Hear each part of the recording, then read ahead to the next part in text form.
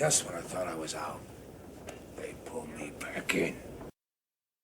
David at Miracle K-9. Okay, I'm going to credit him with pulling me back into responding. Okay, I was about to take a social media break. However, okay, after watching David's recent podcast here talking about his perspective, okay, about what's happening in the dog training world, this whole thing with the association, can't help but continue to push forward, okay, and talk about it. Because here's the thing, okay, there's not many out there in the dog training world who's I see framing this up in terms of responding as to this what's going on.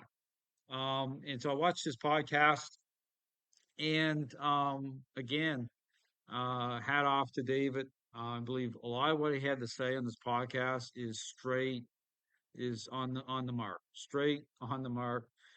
So I'm going to be doing a couple videos here at least, responding again, kind of just adding to what he has to say about this whole fiasco that's going on within the balanced dog training community. But again, just controversy after controversy. And so I skipped ahead here to like 18 minutes in where he starts talking about the first part of his podcast is talking about his other associate trainer here who's in a band. They're looking for a drummer. But here's the thing: is I just mentioned, I've actually got Rush tickets coming up here in November. Rush is going back out on tour with their new drummer, Annika Niles. Neil Peart, their drummer, passed away here a few years ago now. And so they've decided to hit the road once again with their new drummer. And she seems like excellent. They actually were on a Canadian awards show and kind of giving everyone kind of a sneak peek. Okay, and they played a song, and they sound excellent. No kind of um,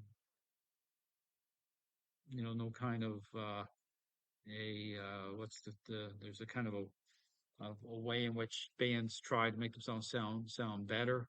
Okay, there's none of that going on, and they sound great. So I'll say I got Rush. I got a ticket to see them in November. It's it's a great Christmas present. I didn't expect to. Thought the prices were just going to be. At first they were, and then they're like so high. And they actually decided to do some more dates, so I believe that helped bring some of the prices down. So they're hitting the road here. So they've been preparing for that. So again, I'm very excited to actually. Last time I saw a Rush was back in a long time ago. Okay, in Canada, they played in Moncton, New Brunswick, on their Hold Your Fire tour. And it's like 1987, I believe.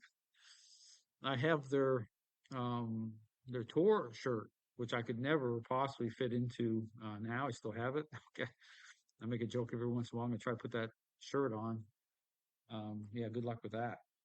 So, but all to say, so I put it ahead here, and gonna go through it. I watched the podcast that David had put out. I've been on David's podcast once, going through all the controversies. I believe he doesn't pull punches. Okay, he doesn't pull punches here, and I appreciate his honesty and just being a straight shooter. And so I'm gonna play this. He talks through it. I've put out some videos talking about this. There's extra stuff here he talks about that I had no clue was even going on. So there's this whole drama fest going on in a balanced dog training community. I said this before, it has all the elements I talked about that triggered this whole thing off. All the confusion over the role of punishment. Okay, it set things in motion. You saw this video put out by the president of the association using a remote collar. That just sent things at another level. This Dylan Jones trainer character, okay, which I put a few videos about him in his own confusion. Okay. Trying to call out the president, and then it just keeps going. It's almost like it's got its own fuel source, and it does. Okay, over the confusion. So let's play some of this podcast again. David talking about all the controversy. Cool. Well, moving on to dog related things. Yeah, what did we just did burn like 20 minutes and dude. So yesterday we did some drama, or not yesterday. Last week we did some drama on the podcast. We did do drama, dude. The drama is exploding even more. Oh, it's even more now. Oh my god, dude. The dog training industry is like in shambles right now. What? It's in shambles. It's a fucking disaster. Jesus, it is a fucking disaster. I couldn't agree more. I couldn't be. I mean, I've been saying this. Right? It's a train wreck, is my words. It's so here's David, the balanced dog trainer, admitting the truth. I mean, how refreshing is that? I mean, how unique is that? I haven't seen, like, he's the first balanced dog trainer out there that I have seen actually just say it the way it is. I've said this. Like all these trainers, like they're pretending like there's no problems, and they're upset with me. Okay, I put out information. Okay, I have somewhat of a different perspective.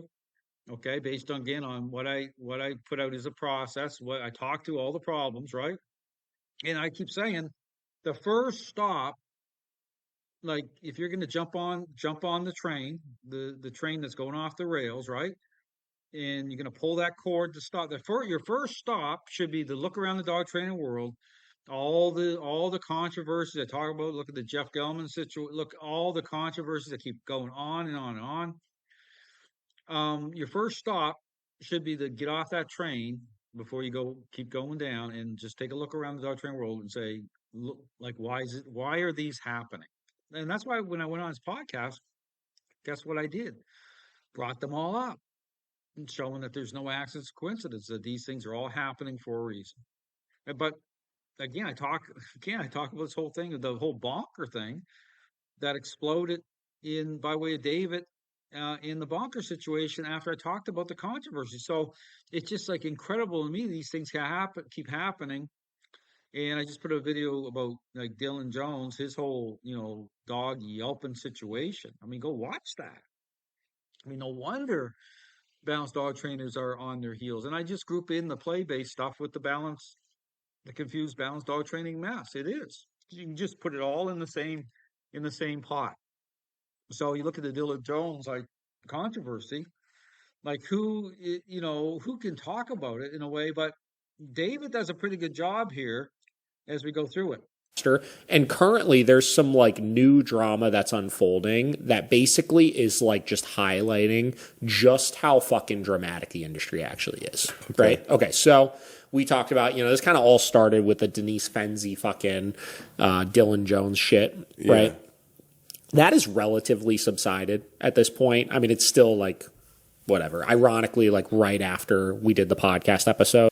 And that's the thing. And so is Denise individual, right? Dogs dying in the vehicle. She was scheduled to be a speaker, when I talk about this, at the upcoming association conference, right? And I talk about this whole thing. You got force-free trainers going to speak at this conference, right? So she got sidelined. Somebody was celebrating that, like really feeding into that. In Larry Crone talking about like she shouldn't be speaking in the first place, or what's her role or whatever. But then you have to question, well, what's his role? We'll talk about that. As he stands behind Dylan Jones, calling out the president of the association, and Larry Crone's going to speak at the conference. Like, how's that going to work? Like, they kind of stopped talking about each other quite a bit, and whatever. But So since that incident, the IACP, so the International Association of K-9 Professionals, which at one point was like the prestigious fucking balanced dog training community that everybody wanted to be a part of, and everybody supported it, and everybody was like, this is great, they're going to be fighting our tool bans and this and that. Yeah. Dude, they now are like playing this like they're playing this like fucking like I'm trying to think how to even fucking word this, right? They are now acting like Denise Fenzi is this person that just needs protected, and that the balanced dog training community is attacking, those individuals, which we talked about that last time, right? Like there is some bullying going on for sure. Yeah. But like I think I could see both sides of like the justifiableness of it or not. So here and again, so this is all part of the mess, okay? So, and I'll take this right back to this thing about the fuzzy lines here, like being like these bounds are all over the place, right? They sound like force-free trainers, right? They're in agreement with their same methods, whether it's behavioral adjustment training, counter conditioning, the way it's applied, using treats, using clickers, approaching training to learn-based exercise. No wonder they're in a mess, right? So you sort through all that and you say, well, and then you have guys like Larry Crone, like on video, right? I did a video, calling himself a purely positive, balanced dog trainer. And, he made some comment about, well, I didn't really mean it that way. No, you did. Okay. Because everything you do comes off like Zach George. So it's like you're compromised, and it's like they're just feeding into, and this is what this is. They're playing all sides of the fence because it's kind of like, well, how great is that? If I can just, play all sides of the fence. Oh, you click the train. Oh, we do that. We use treats. Like, see, this is the problem here. Versus, because here's the thing that avoids all the problems, but brings the heat on to someone like me, is that me saying, well, no, training's not a learning-based exercise. In fact, I said this story years ago when I was in Canada, getting a phone call wanting me to sit down because at the time, I was training for the PEI for the Humane Society and doing great, recommended by vets, doing great. And then there was a moment where it was like, and this is the confusion, right? People trying, I just, avoided the confusion, not just avoid the confusion. I called out the confusion. There's a moment where some clicker trainers wanted to sit down with me and come alongside and have a discussion. I said, no, that's not going to happen. Okay. And I explained why. I said, this is what training is what it isn't. This is the problems that are set up through this ideology, through this idea thing. And so it never happened, right? But I explained why very clearly. But here's the comparison, right? Here's the difference with these confused and compromised balanced doctors. Not only do they sit down alongside them and break bread together, they pay them and invite them to their conference. Okay, so let's you just need to kind of resonate on that for like a week before you even do anything else. That's what I'm talking about here. I'm like, okay, like, do any of these trainers have to actually think about what's going on here and actually take the pause and take the time and then consider why they can't actually call out these individuals who they are aligned with?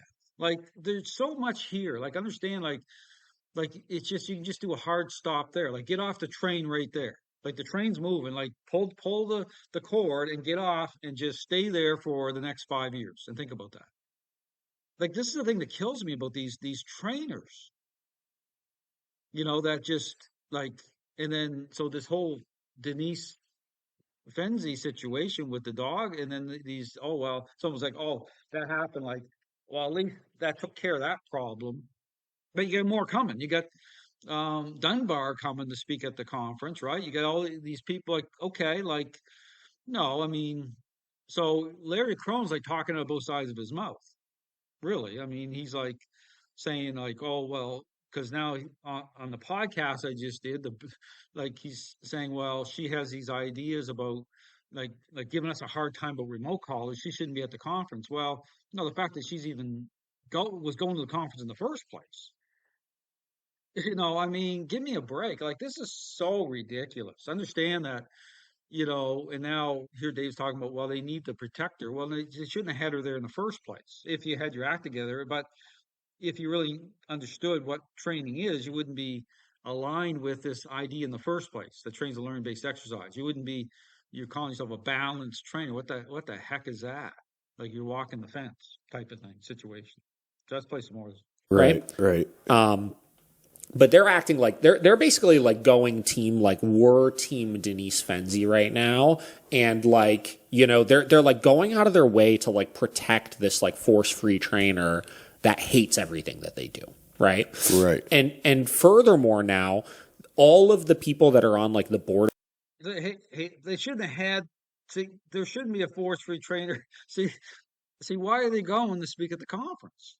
Like, see, this is such a like this is so ridiculous. It's like this whole thing blowing up. I mean, you can see it a mile away. But just go back to the Jeff Gellman situation with all the balanced dog trainers piling on, like stop the train there. The train, like, see, this is what I talk about. All these controversies are all opportunities for these confused individuals to step back and ask questions. That's not happening. Okay, it's not happening. Like, this is a identity crisis here. Like, understand that, you know, it's like the ability to apply critical thinking here with all these dog trainers. And I put David in the same category, even though he does a great job here in this podcast with calling it out, right? But you know, I've done videos on David to talk about the issue, the real issue about what defines training, right?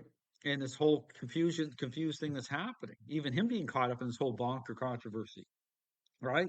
Some of the things he said even about that, like he was like, "Please tell me how I should be doing training so I can make the adjustment." Like, tell you, you should be, you know, wired in or dialed into what is going on here. Like, what is training? It's ridiculous. board of directors at the IACP are like making these individual posts just talking about like how terrible all these people in the balanced dog training community are. And then coincidentally, like 4 days after all of this fucking happened, our boy Larry Crone like announced through the IACP that they asked him to be a guest speaker on, I don't want to misquote this. Let me pull it up. Hold on. Jeez. Dude, it's been a fucking disaster, honestly. This is rich.